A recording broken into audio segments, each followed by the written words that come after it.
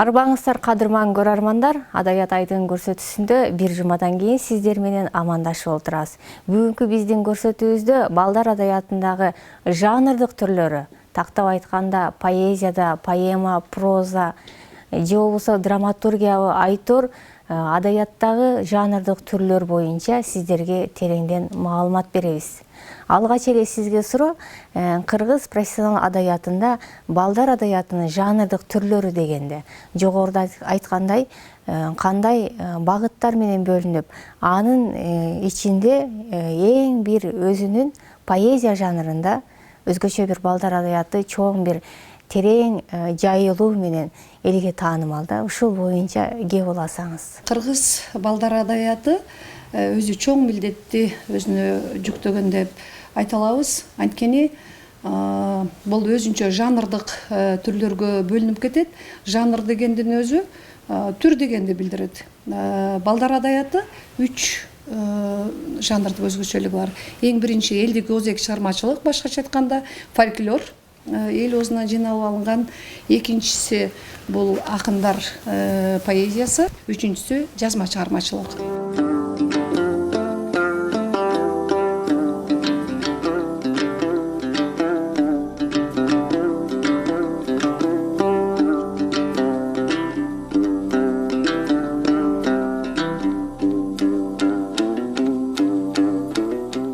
Биринчи ошол бөлүгү боюнча айта турган болсок, бул көбүнчө балдар адаятында элдик тажрыйбаларга таянган.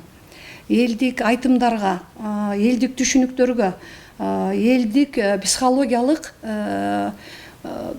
табигый кубулуштарга дагы көбүрөөк каралган да. Бул жерде фольклор өзү эң биринчи ыр деп бөлүнөт. Ыр бул бешик ырлары. Бешик ырлары өзүнчө дагы бөлүнүп кетет. Бул эң биринчи налдей, андан кийин салбилек, анан тайбөбөк. Муну кантип ошол түшүндүрүп айтсак болот? Эң биринчи баланы уктатууда ошол альдей ыры менен эне меримин, мисалы эне менен баланын ортосундагы жакындык, карым-катнаш, анан өзүбүздүн улуттук өзгөчөлүк дагы ошол бешикте жатканда эле балага сиңирилет. Ал эми сал билек дегени бала бир аз торолуп калган мезгилде ырдалат. Сал билек деп ошол ырсаптарында айткандай эле баланын алгачкы ошо дүйнө таанымы башталган мезгилде, айлана чөйрөгө көз чаптырып баштаган мезгилде. Андан кийинки бөлүнүшү бул тайбөбөк тушоо кесүү учурунда ырдалат. Тушоо кесүүдө баарыбызга эле белгилүү, ошол бала тайтайлап, ошол жолго басып, эми ошол дүйнөгө өзүнүн карым-катнашын, аракетин баштап аткан мезгилде ошол той менен кошо айтыла тургандар болуп эсептелет. Андан кийинки жанрдык өзгөчөлүк бул жамак деп айтылат. Жамакта негизинен бул жаңылмаштар, апыртмалар, калптар, учкул сөздөр, мына ушул жамакта айтылат. Эми бул бөлүктүн негизги тарбиялык мааниси баланы биринчиден такыштыкка, анан жаратмандыкка, анан коркпостукка тарбиялай турган болсо, экинчи жагынан ыкчамдыкка, шыктуулукка, анан кээ бир баягындай ыңгайсыз учурларда кантип чыгып кетүүнүн жолдорун дагы үйрөтө турган жанр болуп эсептелет. Андан кийинкиси жомок. Жомок дегени бул эпостор. Эпостор дастандар деп айтылып жүрөт. Ошол жомоктор булар дагы түрдүк өзгөчөлүгү боюнча баатырдык, анан турмуш тиричиликтик, анан кенже болуп бөлүнөт. Кыргыз профессионал адаяты негизинен проза, драма, поэзия жанрларына бөлүнсө, аны менен бирге жөө-жомок, жаңылмаш, табышмак, өзгөчө элдик оозеки чыгармачылык менен айырмаланып келет. Анын ичинде канчалаган залкар инсандар драматургиялык, прозалык, поэзиялык жанрлар менен балдар адаятына да чоң салым кошууда.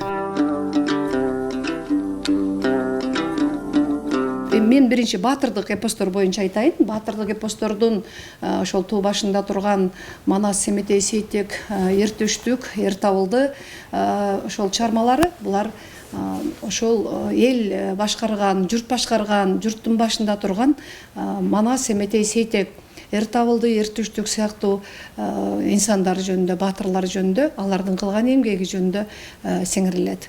Ал эми кенже эпостордо көбүнчө турмуштук жагдайлар сүрөттөлөт. Буга айтсак болот, Кожо Жаш, Кедей кан, Саринжи Бөкөй, Олжобай менен Кишимжан сыяктуу дастандар болуп эсептелет.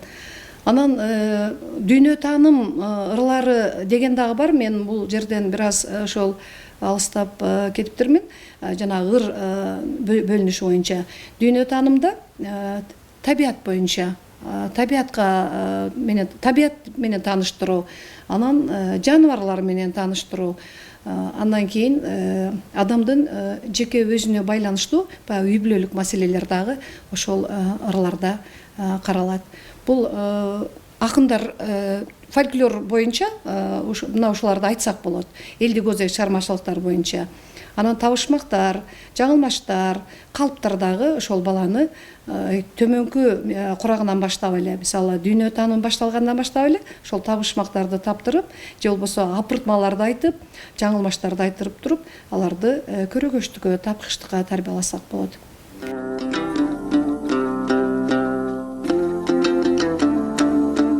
Драматургиянын бир бөлүгү бул балдар адаятындагы оорду. Маселен, балдар адаятына театрда, көрүнүштөрдө таасир берет. Анткени балдар үчүн атайын акын жазуучулардын кайрылуусу, алардын чыгармалары спектакль кирмендеринин да ролу ири.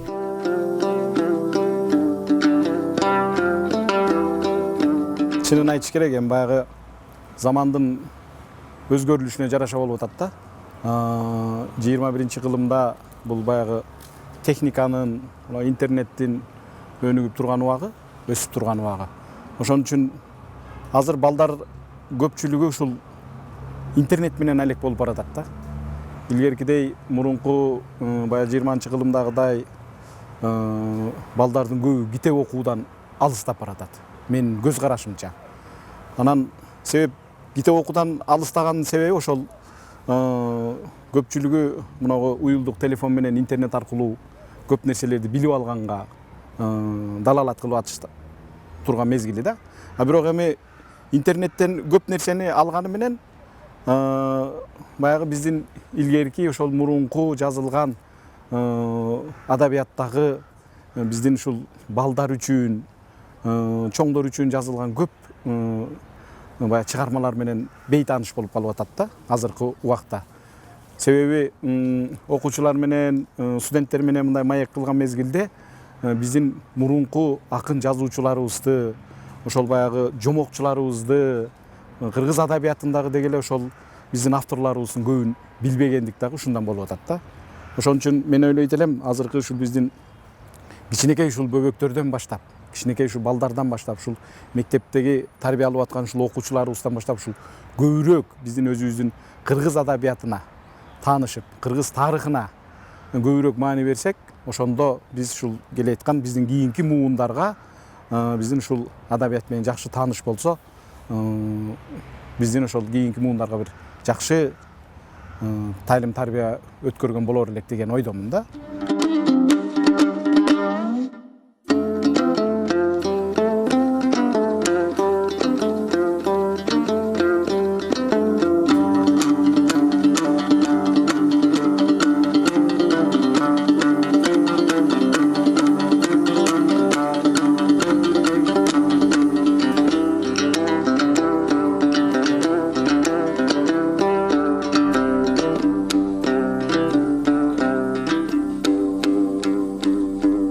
Андан кийинки ошол баскыч бул акындар поэзиясы.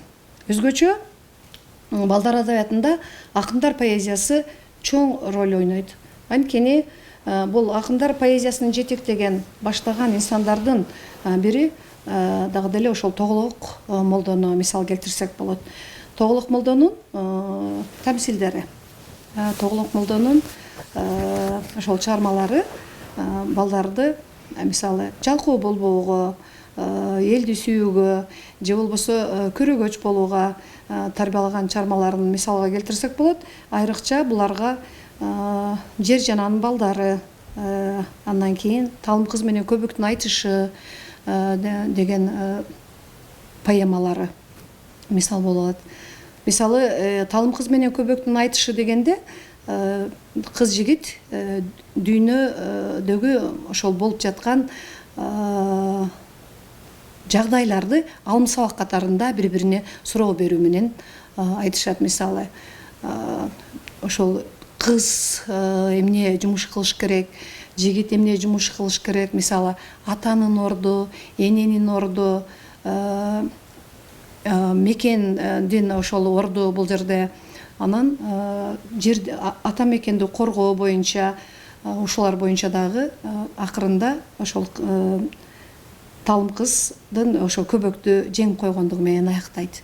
Бул жерден дагы демек аялдын акылмандыгы, башкача айтканда ошол үй бүлөнү тутка катарында кармап тургандагы бир белги деп билсек болот да, аял маселесин.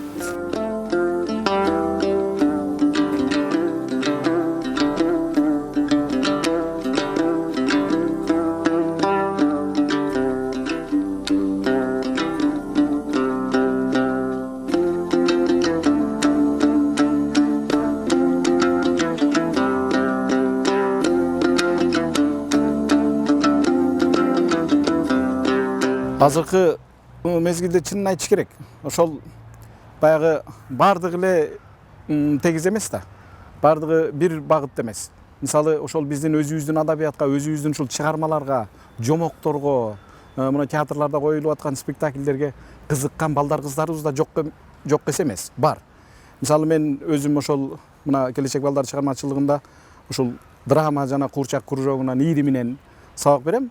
Ошол жерге дагы ошол атай ушул кызыккан балдар келишет да.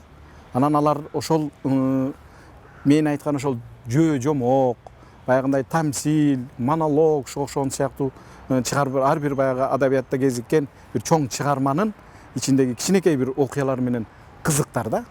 Мисалы биздин эми театр, мына куурчак театрыбыз ошол балдарга азыркы мезгилде ушул атайы биздин ушул балдарга тайлим тарбия бере турган жомокторду койгонго аракет кылып атабыз. Себеби азыркы убакта коюлуп аткан бул баягы мультфильмдер, заманбап немеде тартылган мультфильмдер көпчүлүгү бул мындай кандай десем, бир тарбиялык мааниге ээлгедер эмес дегендей сезилет да мага.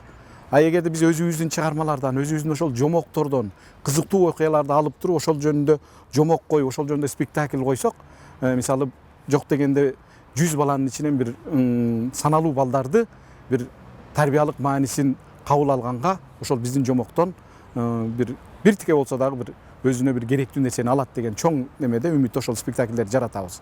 Ал коюлган жомокторубузда сөзсүз мисалы ата мекенге, ата журтка, ушул жаратылышка болгон мамилеси, ошол эле үй бүлөдөгү тайлим тарбия, ата энеге болгон мамиле, бир тууганга өзүнүн баягы улуттук бир ар намыстык ошол каада салт, ушуга окшогон нерселер, улууну урматтоо, кичүүнү узаттоо, ошого окшогон бир кыпынтай болсо дагы бир тайлим тарбиясы бар жомокторду койгонго аракет кылабыз. Ошон үчүн биздин баягы театрда болушунча азыр ушул кыргыз тилинде, кыргызча, өзүбүздүн улуттук тилде ушул коюлуп аткан себеби да ошондон. Илгери мурунку немеде биз көбүнчө орусча, өзбекче, анан кыргызча койчу элек 3 тилде. Азыр эми ошол немеде көбүрөөк ушул улуттук өзүбүздүн баягы адабиятыбыздан, өзүбүздүн кыргыз тарыхынан болгон бир окуяларды чагылдырганга аракет кылып атабыз да. Анткени биздин ошол кийинки муундарга ушул азыр керек да, биздин балдарга. Балдар адабиятында сиз азыр өзгөчө поэзия жанрына басым жасадыңыз. Андан сырткары дагы кандай түрлөргө ээ? Дагы бир ошол бул жерде балдар адабиятында эле эмес, жалпы эле кыргыз адабиятында Чыңгыздын балдары деп айтып коюшат. Муну кандай ошол чечмелесек болот? Анткени Чыңгыз Айтматовдун дээрлик көпчүлүк чыгармаларында балдардын образы камтылган. Буларга мисал келтире турган болсок, атадан калган туяк мисалы Абалбектин образы аркылуу берилет мында. Анан эрте келген турналар, мында дагы жалаң ошол өспүрүм курактагы 12, 13, 14 жаштагы Аксай десанттары жөнүндө талданат.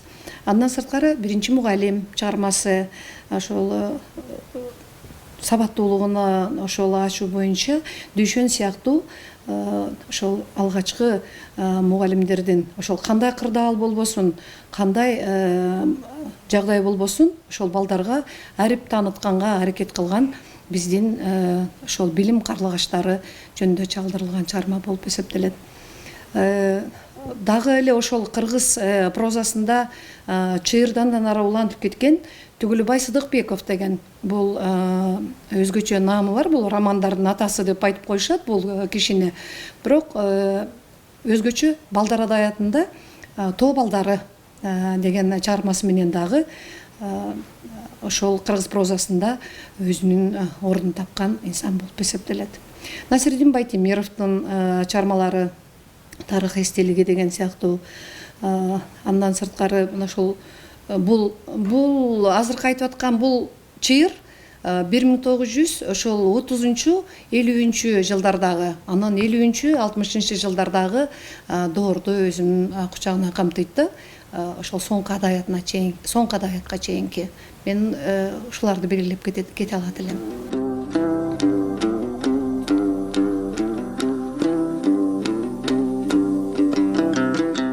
Балдар бүгүнкү күндө театрлаштырылган калемгерлердин жөө-жомокторуна табышмак жаңылмач тамсилдерине кайрылуусу бул балдардын адабиятка кызыгуусу улам артып бараткандыгы. Ал түгүл бүгүн анын актуалдуулугу кандай болууда?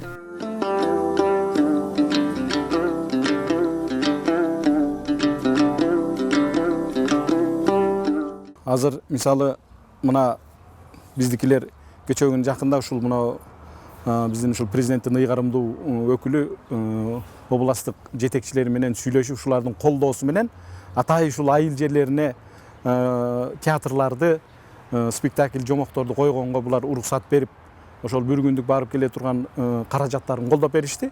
Мына биздин ушул мына Надырбек Шамырзаев атындагы Ош облустук куурчак театрыбыздын бир труппасы атайын чоң алайга барып 10 күндүк ошол мектепке, балдар бакчасына Гүласал Алиеванын кушка айланган бала жомогун ошол Чоң Алай районуна коюп келди. Атайын мисалы ошондо биз мына артисттердин ошол гастролдо жүргөн балдарыбыздын эмеси менен көз карашы менен айтылганда, эми айылдык мектептерде, айылдык клубтарда, ошол жерде баягы китепканалардын иштеп аткандары дээрлик бар экен азыр. Азыр кайра жанданыптыр. Бирок ошого ошол немеге, ошол мектептен, үйдөн баягы атай балдарды ошол китепканага баргыла, ошол жөө-жомоктор менен таанышкыла, кыргыз адабиятында ошо болгон дүйнөлүк адабият болобу, башка немелер менен таанышкыла деп баягы окуучуларды жиберип атканы, ушул атай барып бир окуган окуучулардын жок эсеси бизди өкүндүргөн турат да. Анткени биз балдарды ошол немеге түртүп атай жибербесек, бул мисалы эми бала айыл жеринде жок дегенде бир жумуш менен алек болуп кетет, же мал багып кетет, же кой багып кетет, болбосо бир огородко алаксып кетет.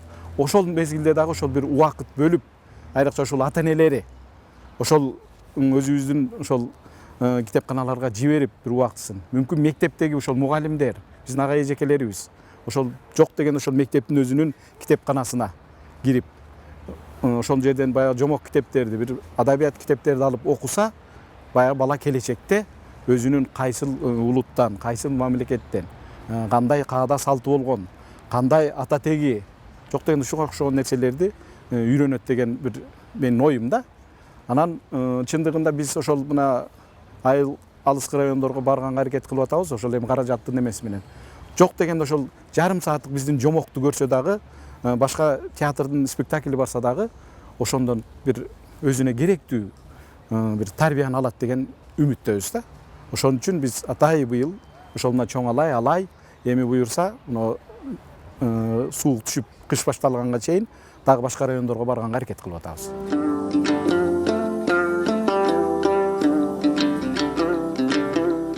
Чынында балдар адабияты ар тараптуу адабий өзгөчөлүктөр менен өз окурмандарын арттыргандыгы чоң жемиш.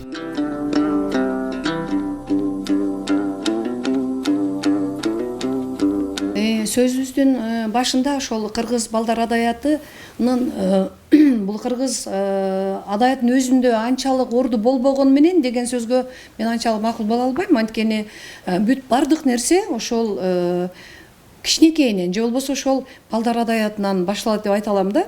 Чыйырды ошолор салат. Андан ары улантып кетүүчү анан кыргыз профессионал адаяты болуп эсептелет. Анткени кыргыз балдар адаятында баланын дүйнө таанымы калыптанып, ошол чыныгы инсандык касиеттери калыптана баштайт. Ал эми кыргыз профессионал адаятында андан ары улантып кетүүчү баягы милдетти, максатты көздөйт. Азыркы бүгүнкү күнү ошол биз айткан жанагы жогорку чыйырды улантып кетүүчү инсандарды айтсам, бул Байтемир Асаналиев деген, анан Айым Айтбаева деген, андан сырткары ошол эле чыйырды да бараткан ошол Турар Кожомбердиев, Жолон Мамытов сыяктуу акындарыбыз бүгүнкү күндөгү соңку адаяттагы балдар адаятына салым кошкон инсандар боло алат деп айта алам да. Соңку адаяттагы. Андан сырткары мен ошол жакшы тааныган инсан ошол балдар адаятына Сулайман Рыспаев деген ошол инсанды айта алам. Муну менен өзүм дагы жакындан тааныш болуп, бир аз ошол ал инсандан мындай тарбия, таалим алып калдым, кеңеш алып калдым деп айта алам да. Бул кишинин дагы балдар адаятына кошкон салымы өтө чоң. Анткени атайын балдар адаяты деген окуу китеби бар. Андан сырткары Батма Абдухамидова деген инсаныбыздан дагы, бул эжекенин дагы мен жакында бир ошол чыгармасын өзүмдүн сабагымда колдондум. Бул акылдуу күнөөлүү деген аңгемеси. Өзгөчө экен. Мен эми ошол чыгарманы окуганда дагы, ошол балдарга берип атканда дагы өзүм кадимки бала сыяктуу таасир алдым да. Анткени кантип эле биринчи бул чыгарманын атын укканда акылдуу күнөөлүү деп атат. Эмне үчүн акылдуу күнөөлүү болуш керек деген сыяктуу суроону бала өзүнө коюп алып туруп, качан гана ошол чыгарманын сюжети менен таанышканда гана, демек бардык нерсенин жакшы, жаман нерсенин болуусуна дагы демек акылдуу адам күнөөлүү болот экен деген жыйынтыкка келе алат да. Мен ошол сөзүмдүн ошол соңунда ошолорду айта алам. Чындыгында биз маани бербеген менен кезинде 20-30, 40 жылдардагы залкар инсандар бир гана кыргыз профессионал адаятына эмес, балдар адаятына да көңүл буруп, ага дагы чоң салым кошуптур. Урматтуу көрөрмандар, кийинки көрсөтүүдөн жолукканга чейин саламатта калыңыздар.